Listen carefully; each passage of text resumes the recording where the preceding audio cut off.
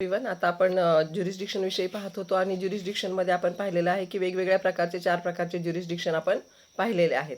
आता या ज्युरिस्डिक्शनचं डिटर्मिनेशन कसं करायचं, बघ कसं ठरवायचं की ज्युरिस्डिक्शन कसं आहे आणि कुठे आहे, कसं आहे.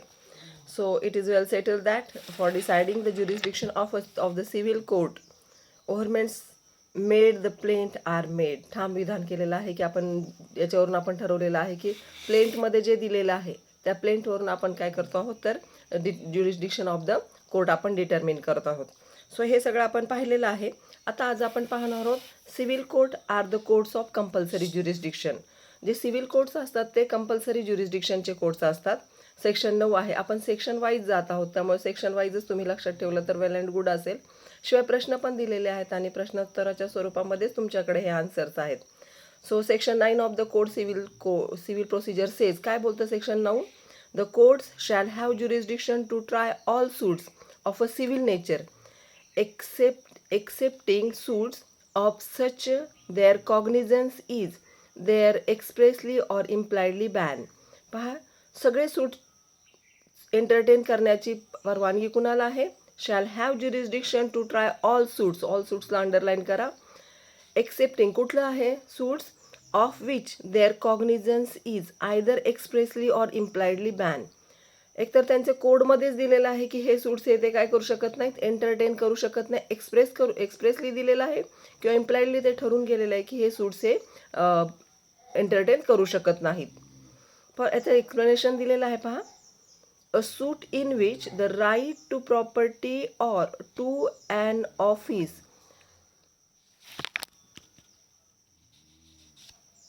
hereditary is contested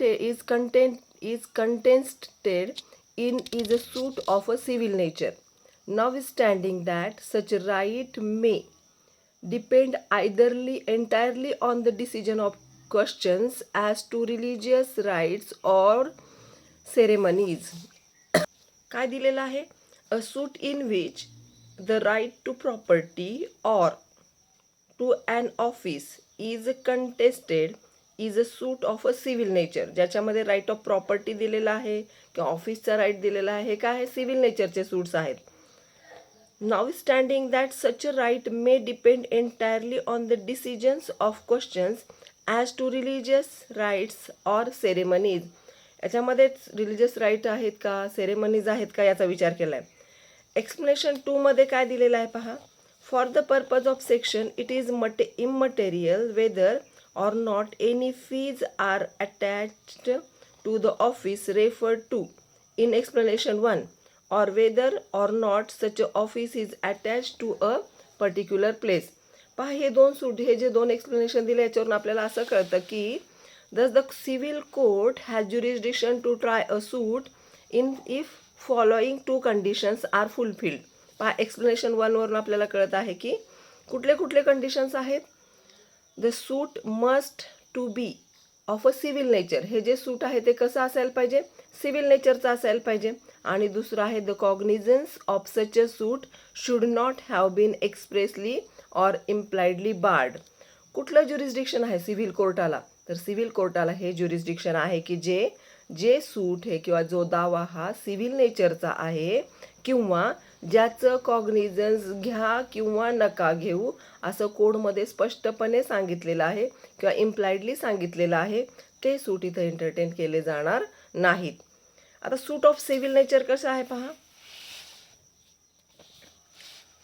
the word civil pertains to the private rights and remedies of a citizen. सिव्हिलचा अर्थ काय होतो? Private rights and remedies of a citizen as distinguish from the criminal or political rights. यांचं distinguishing केलेलं आहे. जे criminal नाहीत, जे पॉलिटिकल राईट्स नाहीत, ते सगळे उरलेले काय आहेत मग? सिव्हिल नेचरचे आहेत. A suit is of a civil nature if the principal question in the suit relates to the determination of the civil right. जो महत्त्वाचा मुद्दा ज्याच्यावर केस चालणार आहे ती केसच जर सिव्हिल नेचरची असेल तर ऑफकोर्स या सूटला आपण काय म्हणू शकतो? कुठल्या टाईपचं सूट आहे? सिव्हिल सूट आहे किंवा सिव्हिल राईट आहे. Thus if the principal question is the suit is the caste question or the question relating to religious rites or ceremonies. समजा जो महत्त्वाचा मुद्दा आहे तोच मुळी कशावर आधारित आहे, कास्टवर आहे किंवा रिलिजियस मॅटरवर आहे. So here relating to religious rights or ceremonies then the suit is not of a civil nature. मग अशा वेळेस हे जे सूट आहे, हा जो दावा दाखल केलेला आहे हा सिव्हिल नेचरचा नाही, हे आपल्याला स्पष्टपणे कळून येतं. कळालं? पहा आता आपण काय पाहतो आहोत की सिव्हिल कोड जो आहे ह्याला कंपल्सरी ज्युरिस्डिक्शन आहेत. मग सिव्हिल सूट्स म्हणजे काय, ते कोडमध्ये दिलेलं आहे, इम्प्लाइडली किंवा एक्सप्रेसली दिलेलं आहे.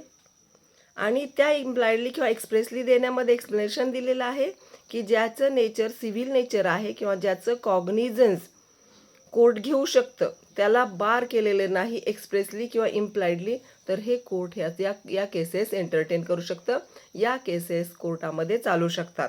ओके, आता पाहिलेलं आहे की स्पष्टपणे मुद्दाच कशाचा वर आधारित आहे, जो प्लेंटमध्ये आपण दाखल केलेला आहे त्याच्यामध्ये जो महत्त्वाचा मुद्दा आहे तोच सिव्हिल नेचरचा आहे, रिलिजियस नाही आहे, कास्टचा नाही आहे, तर ऑफकोर्स ते सूट कशाचं आहे, सिव्हिल नेचरचं आहे. पण जेव्हा सिव्हिल नेचरच्या या सूटमध्ये जर जातीचा मुद्दा आहे किंवा आपल्या रिलिजियस सेरेमनीचा मुद्दा आहे, तर अशा प्रकारचे जे केसेस आहेत ते या कोर्टामध्ये चालवले जाणार नाहीत. But the explanation of section 9 shows that where a question relating to religious rights is not the principal question in the suit, but it is only a subsidiary question, then the court has the power to determine the question relating to religious ceremonies to enable it to decide the principal question which is of a civil nature.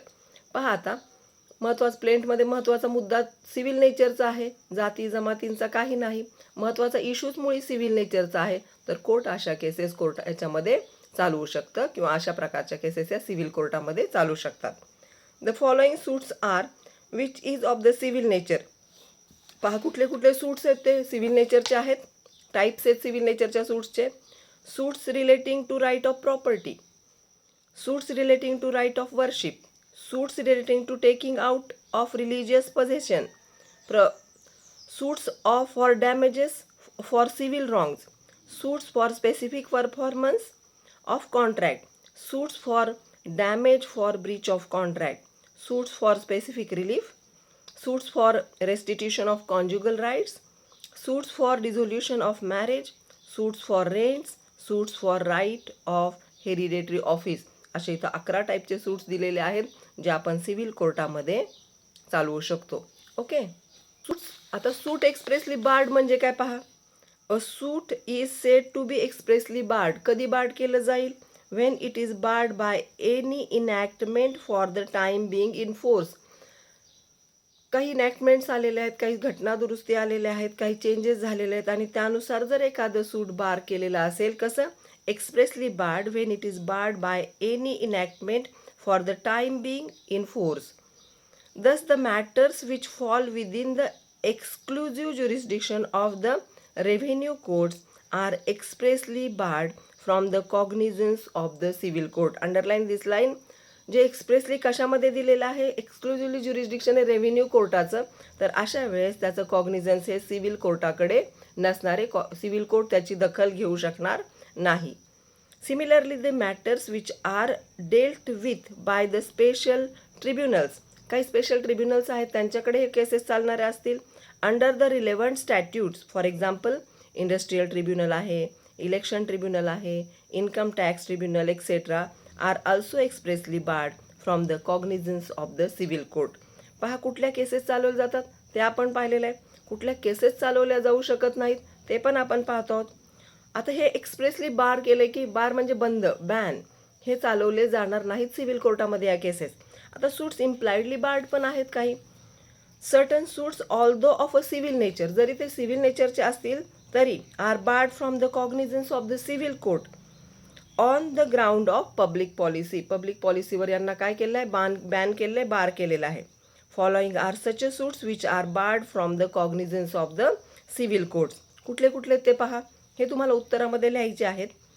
Suit by the witness to recover money which was agreed to be paid to him in consideration of his giving evidence. एखाद्याने सांगितलं की तू साक्ष दे, तुला पैसे दिले जातील, असे suits इथं चालवले जाणार नाहीत.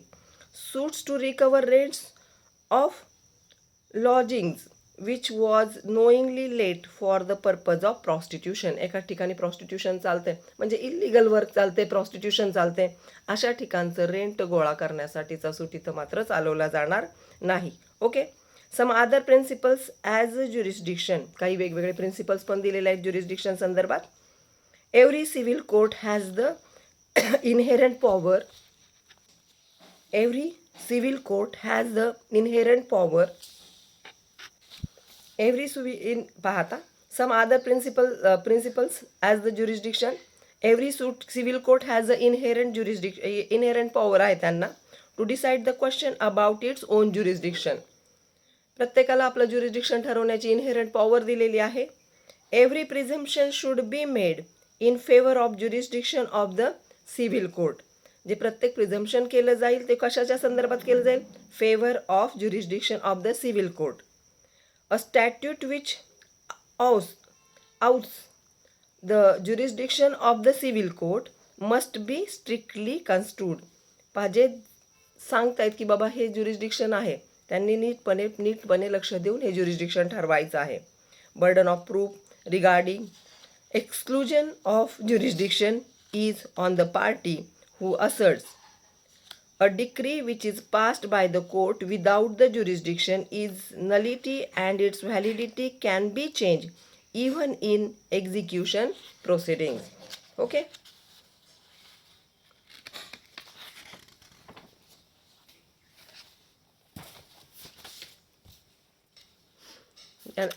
यानंतर आपण पुढचं सेक्शन पाहणार आहोत. Section 10 write notes on stay of suits. हा प्रश्न आहे. क्वेश्चन आन्सरच्या स्वरूपात आपण हे याच्यासाठी दिलेलं आहे की तुम्हाला प्रश्नांची उत्तरं लिहिणं सोपं जावं. सो स्टे ऑन सूट्स आपण पुढच्या लेक्चरमध्ये पाहू. थँक्यू.